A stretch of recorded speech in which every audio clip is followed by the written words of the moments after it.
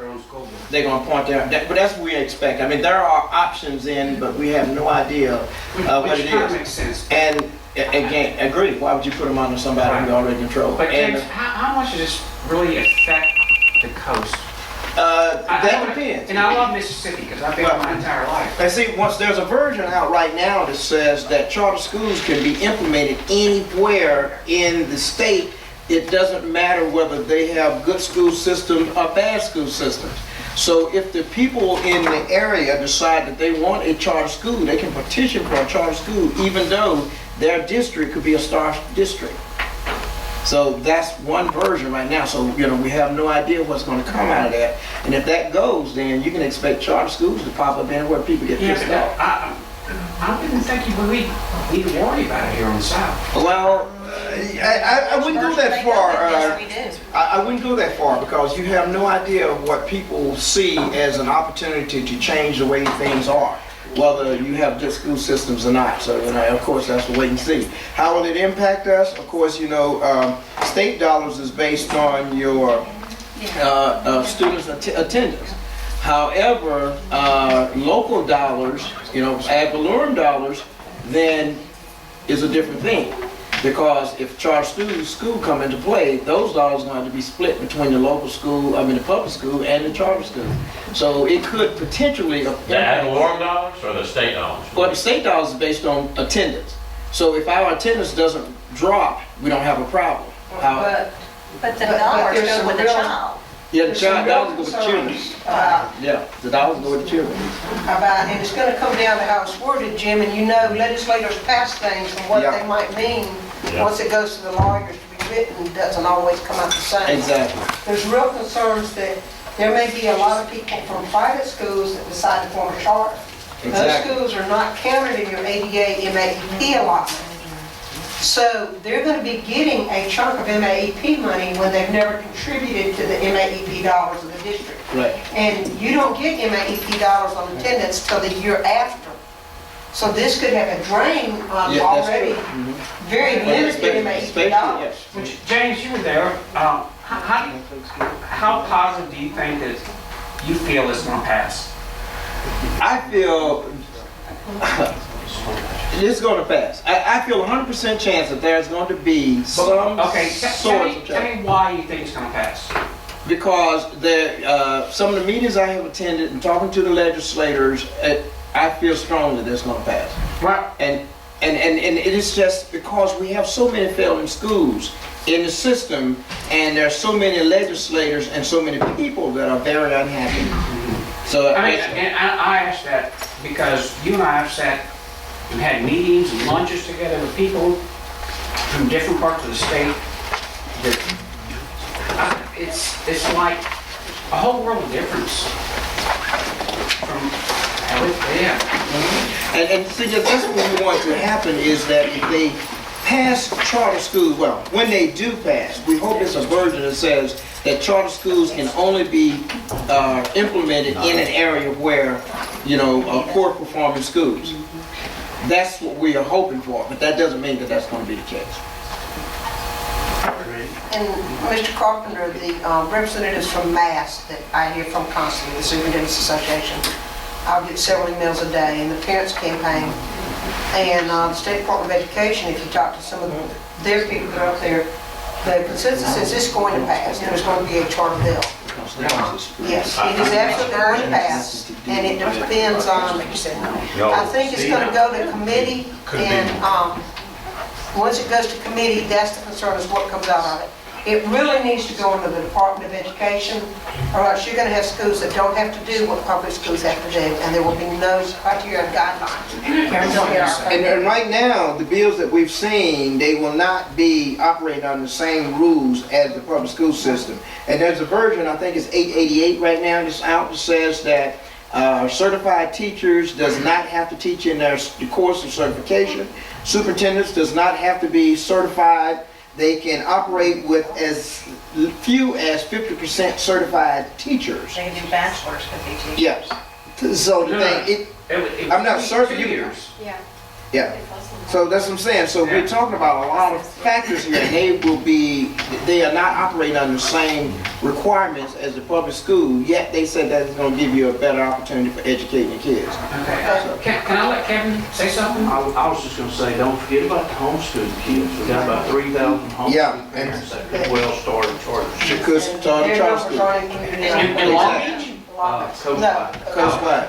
So what I'm saying is that there are a lot of people out there that we don't hear about that could feasibly start this.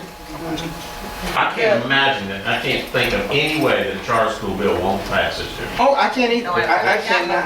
I've known John Morris, the chairman of education in the House, he's been pushing it since the day he got there. Yep. And He was put in place to have it happen. with the makeup in the House now and the makeup in the Senate, it's gonna pass, and the governor, and lieutenant governor will go along with it. I just hope that,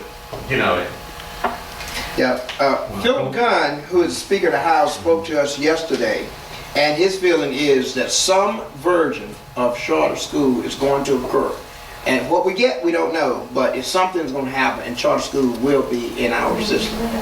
So we might as well face it. The problem is, the issue is, how can we minimize the impact?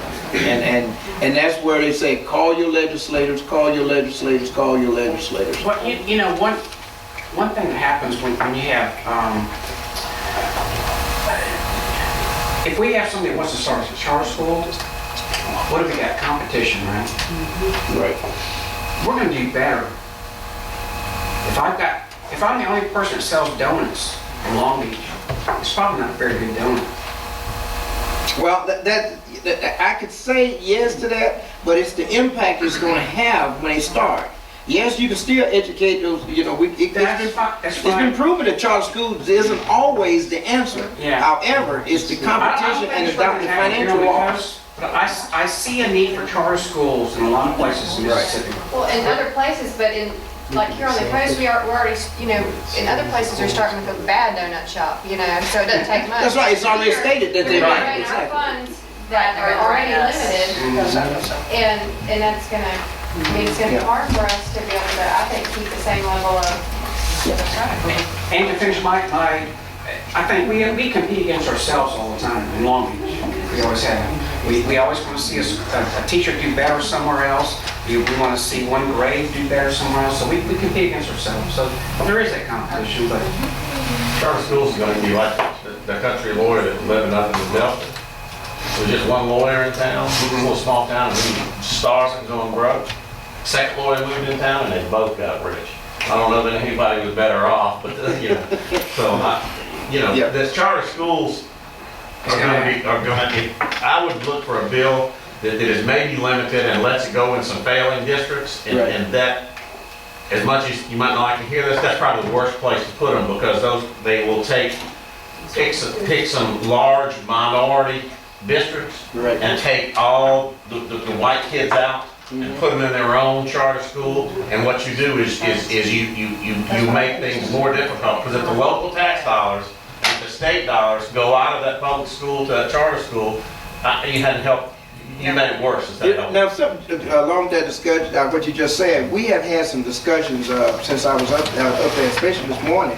And the fact is that, up in the northern area of the state, and I call that anywhere north of the coastline, is that there are a lot of private schools. And once that bill passed, those private schools, those that were set up for segregation, are going to close their doors as private schools. And then convert to charter schools. So they're not going to be an academy or a Christian school. They're going to now open it up and become charter schools. They're going to petition for that. Well, all those people will quit paying tuition. Exactly. And they'll tell you that right now. That's the point. They say, why should I pay school taxes when I'm paying tuition for a private academy too? And when you say, well, the answer is don't do that. Don't pay for a private academy. Put your kids in. They say, oh no, we're not doing that. And then you have to look at the fact that what's the capacity of those schools? If that school can only has a 400 capacity and they already have 350 students, they can only allow 50.